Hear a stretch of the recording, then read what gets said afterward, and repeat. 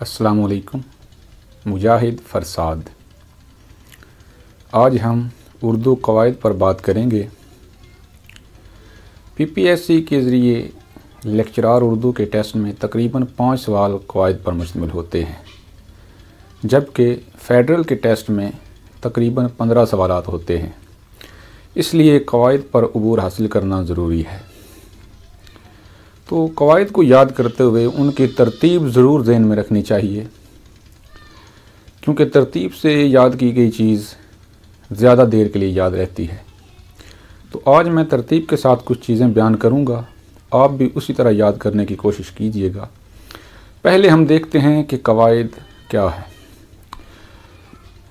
قواعد سے مراد ہے کسی بھی زبان کے وہ اصول جن کے ذریعے اس زبان کو درست طریقے سے بولا، لکھا اور پڑھا جاتا ہے۔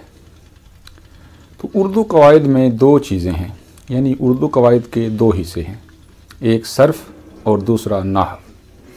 پہلے ہم دیکھتے ہیں کہ صرف کسے کہتے ہیں۔ علم صرف وہ علم ہے جس میں مفرد الفاظ پر بحث کی جاتی ہے۔ چونکہ صرف کے لغوی معنی ہے پھیرنا، تو اس میں ایک کلمے کو مختلف طریقوں سے پھیر کر تبدیلیاں کی جاتی ہیں، اور اس کا فائدہ یہ ہے کہ اس سے تلفظ درست ہو جاتا ہے، مفرد الفاظ کے بولنے میں غلطی نہیں ہوتی۔ تو اب ہم نحو کی طرف آتے ہیں۔ نحو کے لغوی معنی ہیں ارادہ کرنا، راستہ یا کنارہ۔ اب اس کے نام جو ہیں، یعنی نحو کا جو نام ہے، یہ اس کے معنی کے حساب سے ہے کنارہ۔ اگر ہم اس کا لغوی معنی کنارہ دیکھیں تو اس میں اس جو کلمہ استعمال ہوتا ہے جس پر بحث کی جاتی ہے، اس کے جو آخری حرف ہیں ان پر بحث کی جاتی ہے، یعنی کنارے والے حرف جو آخری ہوتے ہیں۔ تو یہ حضرت علی کا وضع کردہ علم ہے۔ تو اگر یہ سیکھ لیا جائے تو مرکب جملے جو ہیں، یعنی کہ مرکب الفاظ جب جملے بنتے ہیں تو اس میں کوئی ترکیب کی غلطی نہیں ہوتی۔ تو صرف جو ہے، اس کا چونکہ تعلق مفرد الفاظ سے ہے، تو اب ہم دیکھتے ہیں کہ لفظ کسے کہتے ہیں۔ لفظ حروف کے مجموعے کو کہتے ہیں۔ لفظ کی قسمیں کتنی ہیں؟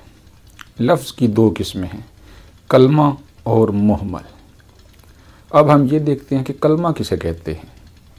کلمہ بامعنی لفظ کو کہتے ہیں، جیسے پانی، اور محمل بے معنی لفظ کو کہتے ہیں، جیسے وانی، یعنی پانی، وانی، روٹی، ووٹی، یہ اکٹھے الفاظ استعمال ہوتے ہیں۔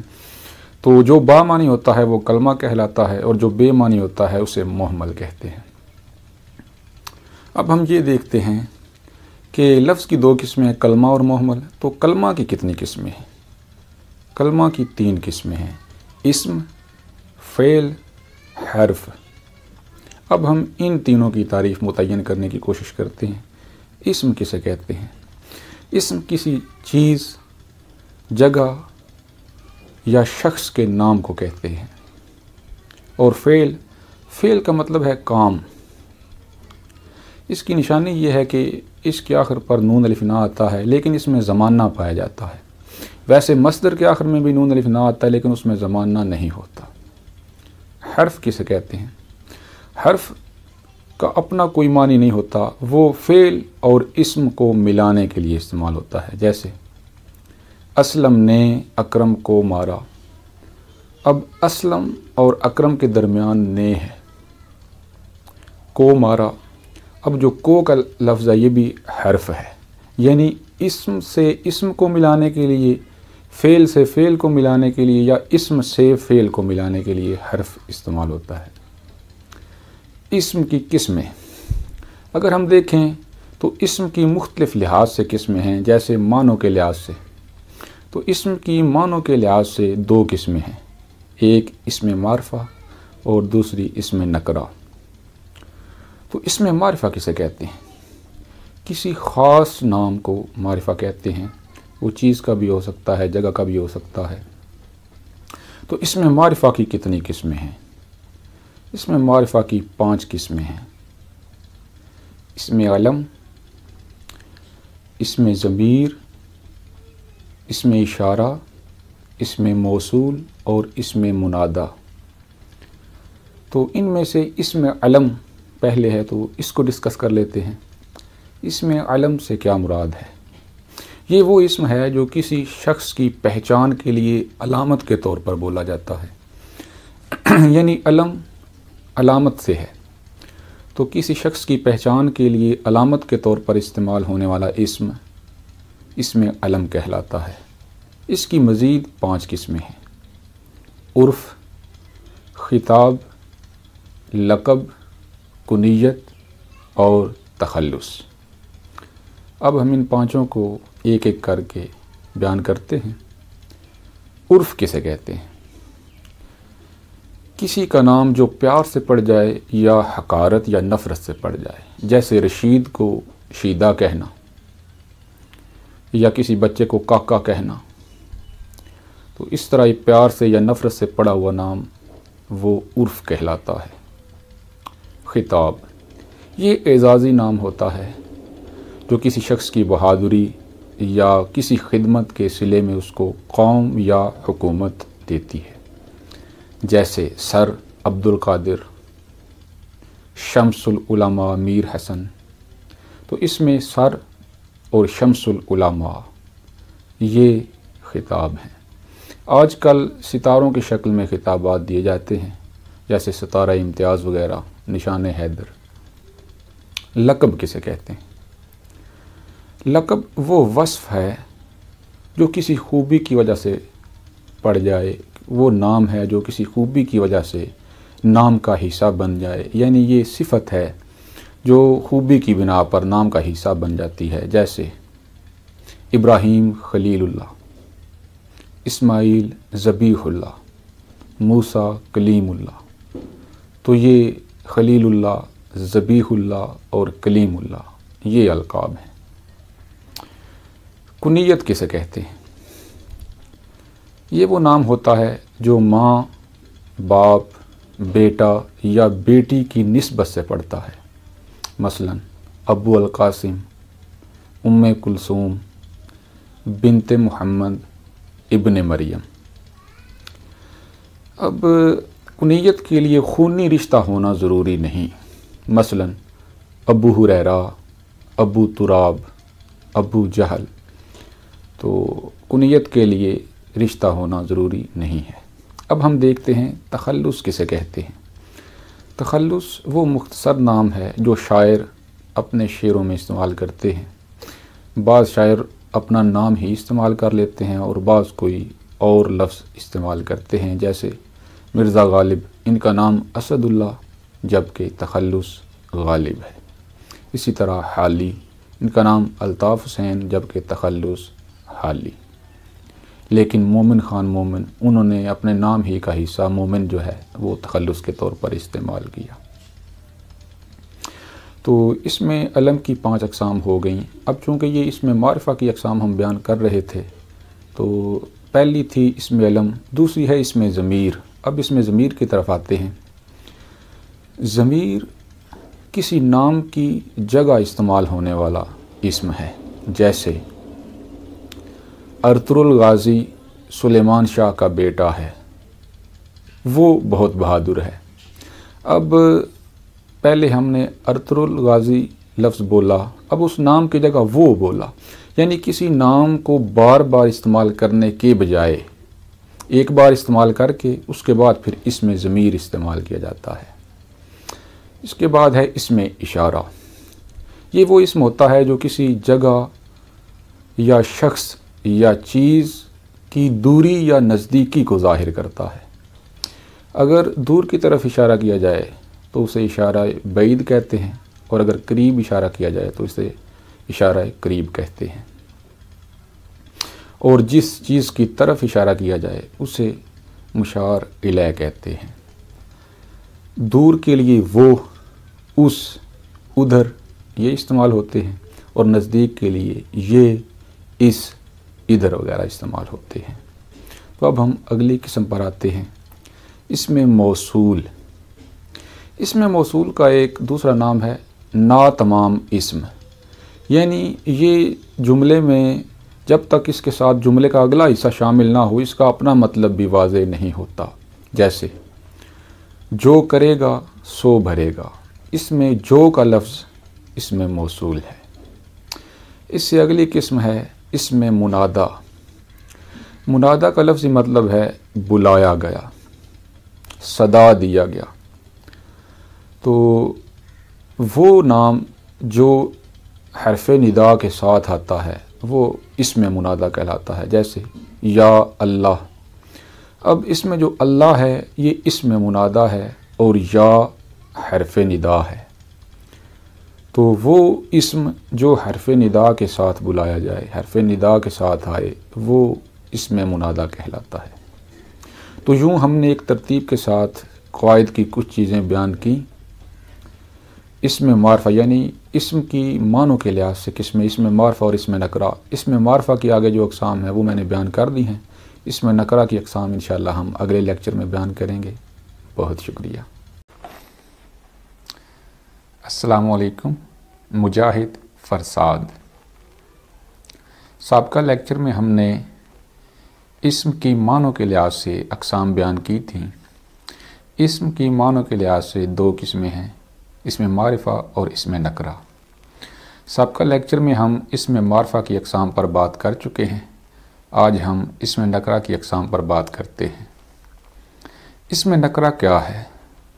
اسم نکرہ وہ اسم ہے جس میں کوئی خصوصیت نہیں ہوتی بلکہ وہ کسی عام شخص، چیز یا جگہ کا نام ہوتا ہے۔ اسم نکرہ کی 10 اقسام ہیں۔ اسم ذات، اسم کنایہ، اسم استفہام، اسم صفت۔ یہاں یہ یاد رکھیں کہ یہ لفظ صفت ہے، صفت نہیں ہے، یعنی اس کا تلفظ صفت ہے۔ تو اسم صفت، اسم مصدر، اسم حاصل مصدر، اسم فاعل، اسم مفعول، اسم معاوضہ اور اسم حالیہ۔ اب ہم اسم ذات پر گفتگو کریں گے کہ اسم ذات کیا ہے۔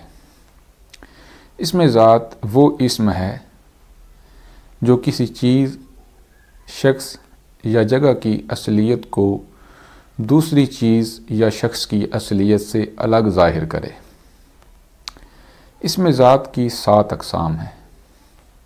اسم جنس، اسم آلہ، اسم ظرف، اسم صوت، اسم مصغر، اسم مکبر اور اسم جمع۔ اب ہم ان کی تفصیل دیکھتے ہیں۔ اسم جنس، جنس کے معنی ہیں جماعت، نوع، ذات، قسم۔ یعنی گھوڑا، لڑکا۔ گھوڑا حیوان ہے اور لڑکا انسان ہے۔ لڑکا اور لڑکی، لڑکی مؤنث ہے اور لڑکا مذکر ہے۔ تو یہ جنس کے لحاظ سے اسم ہے۔ دوسری قسم ہے اسم آلہ۔ اسم آلہ وہ اسم ہے جو اوزار اور ہتھیار کے معنوں میں استعمال ہوتا ہے، مثلا تلوار، چاقو، چھری وغیرہ۔ کلب حسین نادر کا ایک شعر ہے،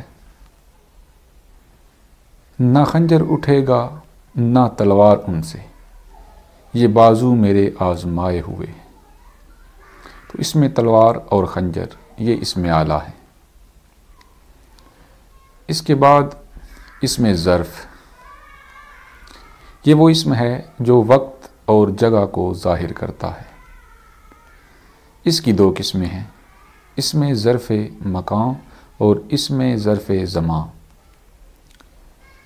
اسم ظرف مکان یہ وہ اسم ہے جو مقام یعنی جگہ کو ظاہر کرتا ہے، مثلا اسکول، کالج، گھر وغیرہ۔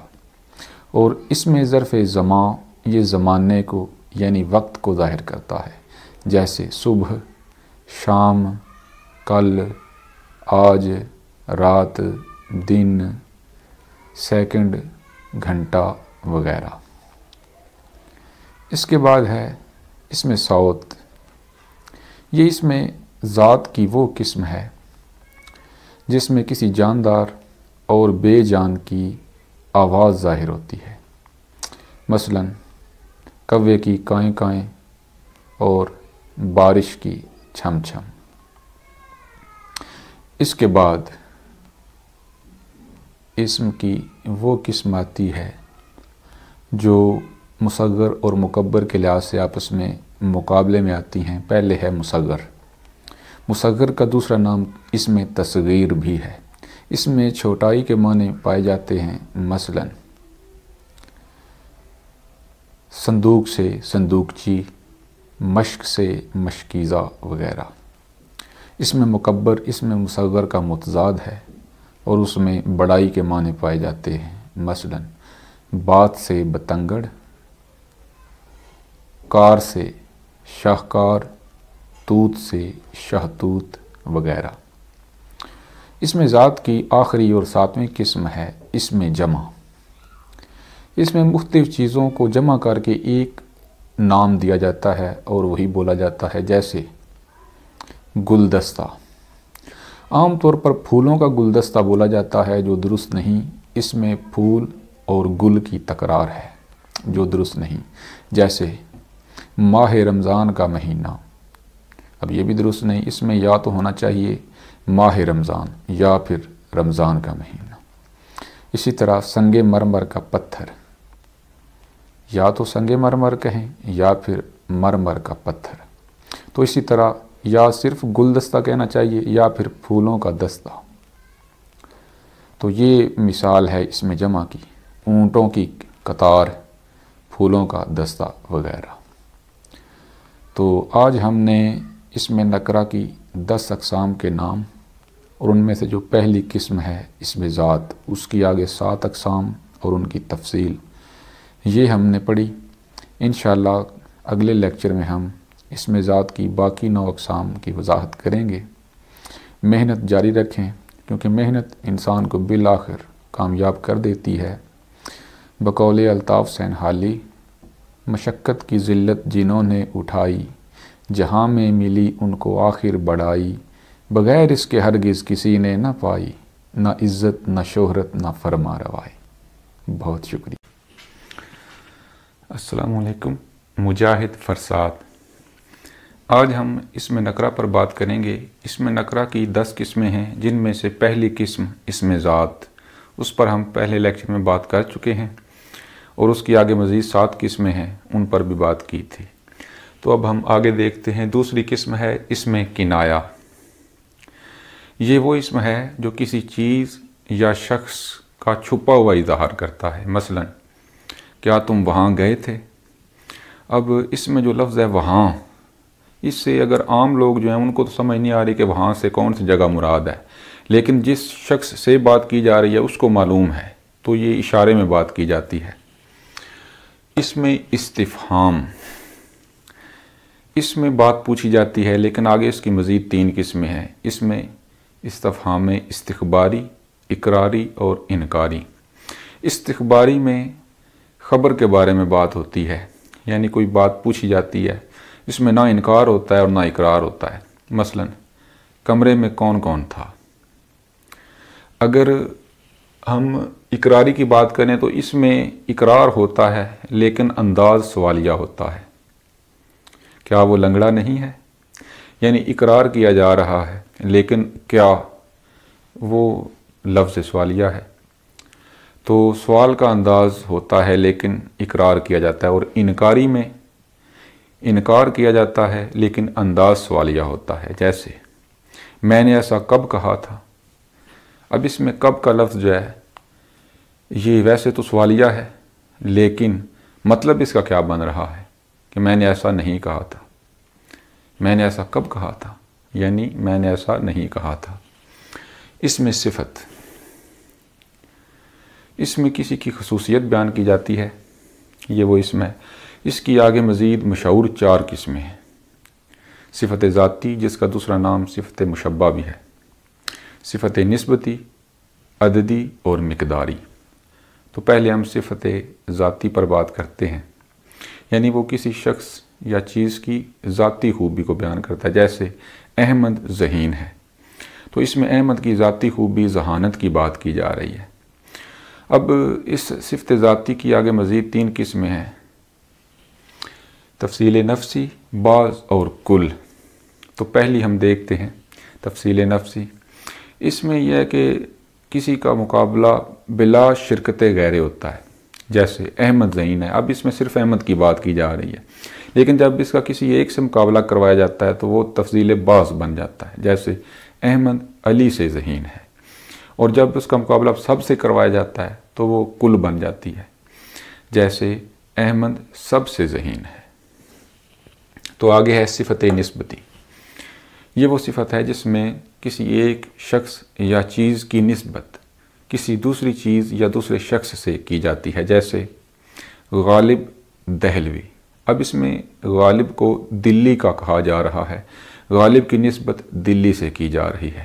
جگر مراد آبادی، اب جگر کو مراد آباد کا کہا جا رہا ہے، ان کی نسبت مراد آباد سے کی جا رہی ہے۔ عددی، اس میں تعداد بیان کی جاتی ہے۔ اس کے آگے مزید 2 قسمیں ہیں، عدد معین، عدد غیر معین۔ معین میں تعداد پوری ہوتی ہے، جیسے 1، 2، 3 اس طرح، لیکن غیر معین میں تعداد پوری نہیں ہوتی، جیسے سینکڑوں، ہزاروں، لاکھوں۔ اس سے آگے ہے مقداری۔ مقداری میں مقدار اور جسامت بیان کی جاتی ہے۔ اس کی بھی عددی کی طرح 2 قسمیں ہیں، مقدار معین اور مقدار غیر معین۔ معین میں چیز کی تعداد معین ہوتی ہے، مقدار جو ہوتی ہے، جیسے 2 کلو آٹا، اب اس میں 2 کلو وہ مقدار معین ہے، لیکن اگر ہم کہتے ہیں کہ اتنا نہ کھاؤ کہ بد ہضمی ہو جائے، تو اس میں جو لفظ اتنا ہے یہ مقدار غیر معین کو ظاہر کر رہا ہے۔ اس کے بعد ہے اسم مصدر۔ یہ وہ اسم ہے جو خود تو کسی سے نہیں بنتا، لیکن اس سے آگے کلمات، الفاظ وغیرہ بنائے جاتے ہیں، مثلا آنا، جانا وغیرہ۔ تو اس کی آگے مزید 2 قسمیں ہیں، لازم اور متعدی۔ لازم میں صرف فاعل کی ضرورت ہوتی ہے، لیکن متعدی میں فاعل کے ساتھ ساتھ مفعول کی بھی ضرورت ہوتی ہے۔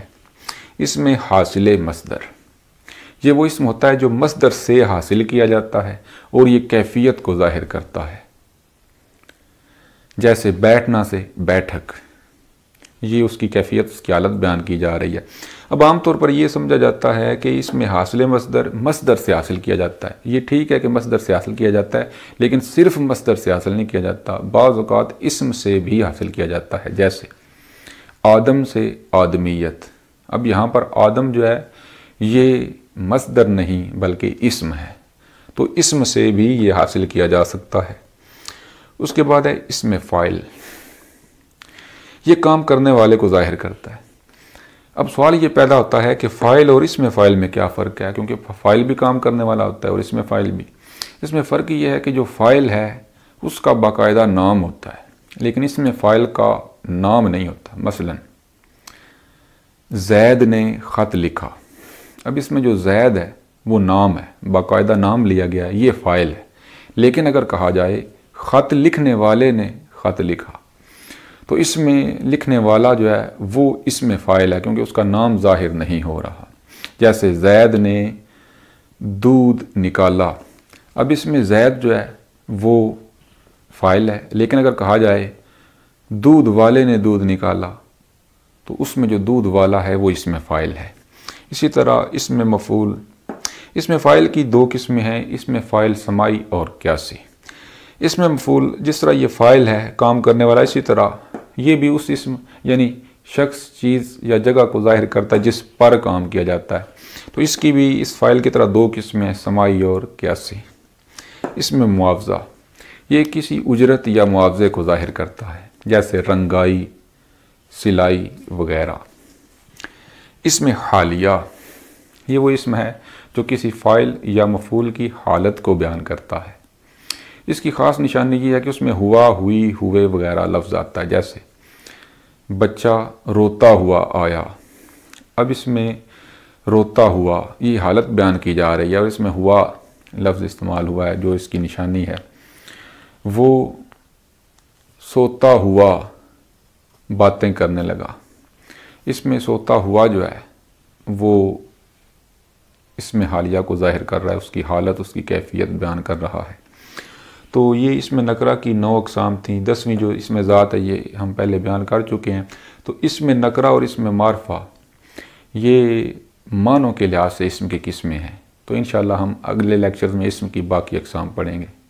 بہت شکریہ۔